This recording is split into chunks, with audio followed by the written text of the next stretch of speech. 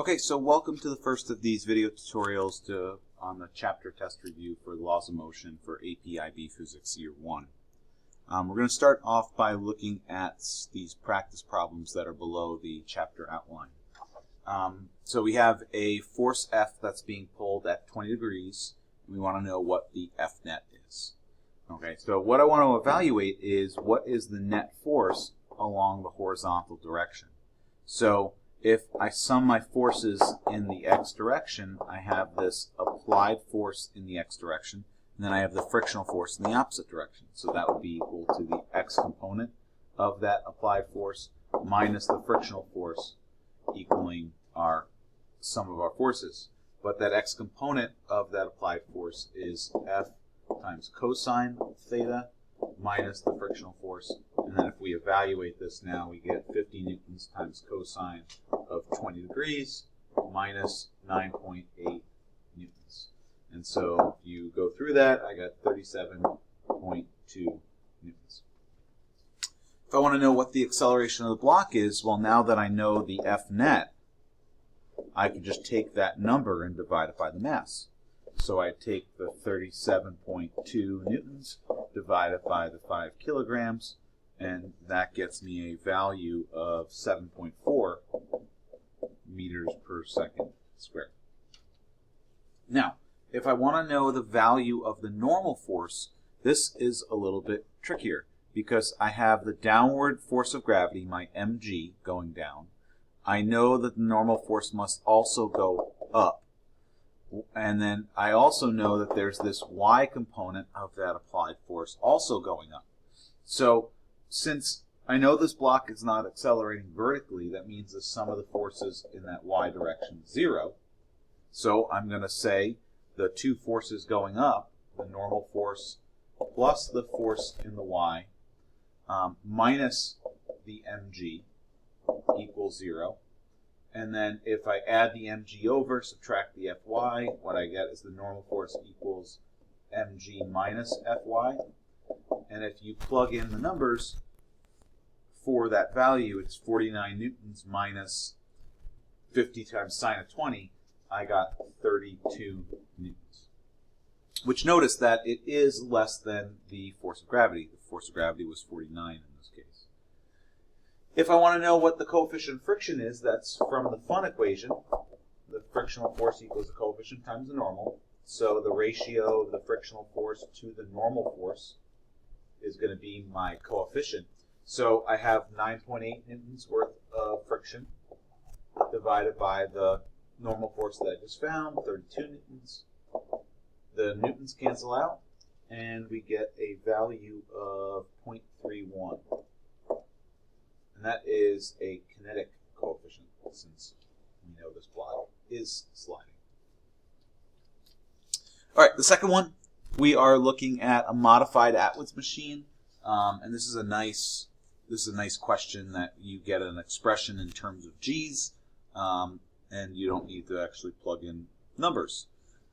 So the way we addressed this in the lab was we said that our system is the entire piece, and the rope is redirecting the force, and that the downward force here is little m times g, and if there's no friction, there's no force going to the left on the cart, the 2m cart, so that in this vertical direction on m right here, the only force that's acting on it is mg, but the catch is that that mg is not just accelerating the hanging mass, but it's also accelerating the cart.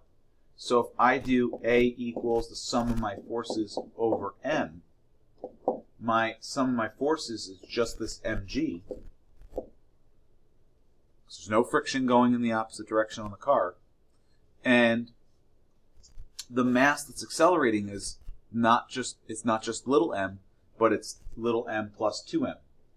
So little m plus 2m. So in other words, it's the total mass of my system that's accelerating. And if I simplify this, this is m times g over 3m. The m's cancel out, and I get 1/3 times g. And so that's really nice because now we can actually see that this would accelerate at a value less than g. If this hanging mass was just in free fall, then we know that it must accelerate at g. So the fact that it's dragging more mass means that it's going to accelerate less than g. So what we want to know is what is the ratio of the weight of the falling mass to the tension pulling the car.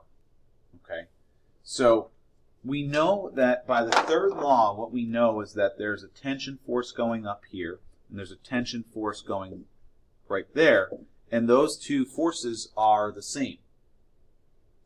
And so what I want to know is what is the ratio of the weight of the falling mass, so that's this mg. So basically I want to know what is the ratio of mg over the tension.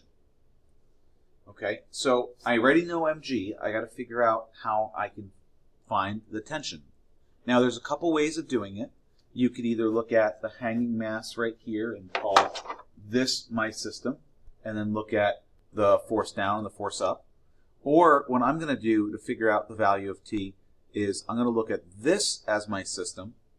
So the acceleration equals the sum of the forces over m. My acceleration we just figured out is 1/3 of g. So that equals the force, which is my tension, which is what I'm looking for, because there's only one force in the horizontal, divided by the mass of that new system, which is just 2m. And so if I cross multiply by 2m, I get t is equal to 2/3 of mg. And so now I have the tension is 2/3 of mg. And just take a minute and to kind of appreciate, I did a few steps there. I brought the 2m over, I pulled out the g and then divided it by 3, and there's where I got the 2/3 mg.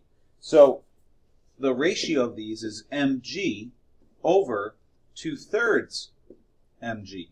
So the mg's cancel out, copy, change, flip. This is 3 over 2, or as the answer key says, 3/2. So this is a nice application of the third law in practice. And then speaking of the third law, we want to state what sets of action-reaction pairs, 3 of them, that are present. So we already talked about one. Okay, that's the tension force. So the tension on the hanging mass and the tension on the cart's mass. So that's one. We know the force of gravity between the hanging mass and the earth, and the response with that, the reaction of that would be the force of gravity between the earth and the hanging mass. We also know, we could say the same thing, same argument. This is the fourth scenario, is the force of gravity between the weight of the 2m car and the earth, and then the earth and the 2m car. So there's another pair. But then the other one that's of interest is the normal force. So basically the normal force between the surface and the car's mass, and then the reverse of that, the normal force between the car's mass and the surface, meaning that the car is pushing into the surface just as much as the surface is pushing up on it. Okay, and you'll see car pushes down on table, table pushes down up on car. Okay, in your answer key. So there's the 3, and as I said, the fourth one would be the weight between the 2m mass and the earth. All right, moving on here.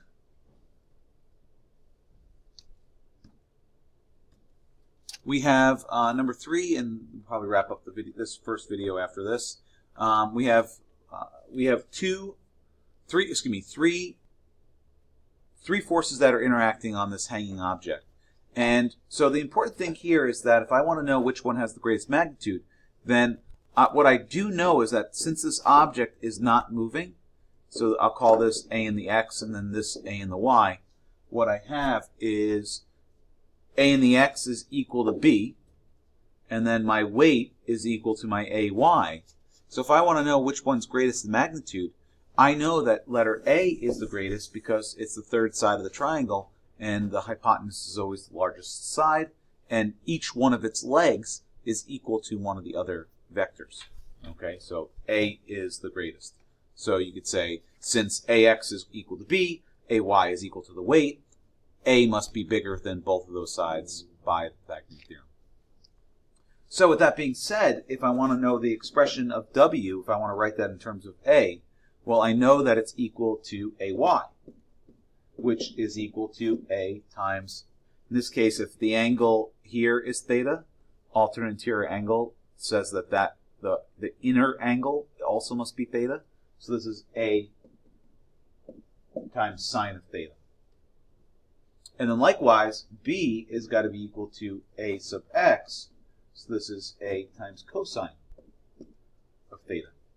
And this next one is actually a really interesting question, because if it forces you to think about how sine and cosine vary as it goes from 45 to 90 degrees. So we know the angle is greater than 45, so we want to know which vector has the least. So we know A has got the greatest, so which is greater, B or W? But we just saw up here that, so we know theta is greater than 45 degrees. And what you should remember is that cosine of theta starts off at 1 at 0 degrees and goes down to 0 at 90. Sine starts at 0 degrees and goes up to 1 at 90 degrees. So in other words, sine is getting bigger. So in this scenario where theta is greater than 45, sine of theta would be greater than cosine of theta. And what that means is that since W, the weight, is equal to A sine theta, then that means that W is greater than B, because it has the sine term in it. All right, so we should be able to actually finish up this before my limit in time here. It says a wooden block is placed on a wooden incline. Draw the force diagram. Okay, so we have a downward force of gravity, and then we have an upward normal force. Now, it says a wooden block on a wooden incline, so it's telling me the surfaces and doesn't say anything about frictionless, so I'm going to include my friction. So now I want to figure out the perpendicular and parallel components, so I want to figure out those two. So we call this the weight parallel and the weight perpendicular.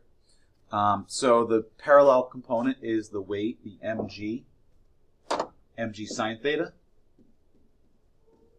And the perpendicular is the mg cosine theta. This is a 4 kilogram block, so 4 times 9.8 times sine of 30. I got a value of 19.6. And then the perpendicular component would be 34 newtons. So from the reference tables, what are the possible coefficients of friction? The kinetic, and this is the Regents reference tables, by the way, is 0.3. The static is 0.42. So if you're asked to figure out will it slide, or will it remain at rest or start to slide, what I want to do is first assume it's not moving. So I'm going to use the static coefficient of friction just to see if the weight parallel. So the question is, how does the weight parallel compare to the static frictional force? So we know the weight parallel is 19.6. Let's figure out the static frictional force. So I'm going to put in the 0.42 times my normal force. Oh, I didn't mention this, but we know that weight perpendicular and the normal force are equal. So I could plug in the 34 newtons here. And when you do 0.42 times 34,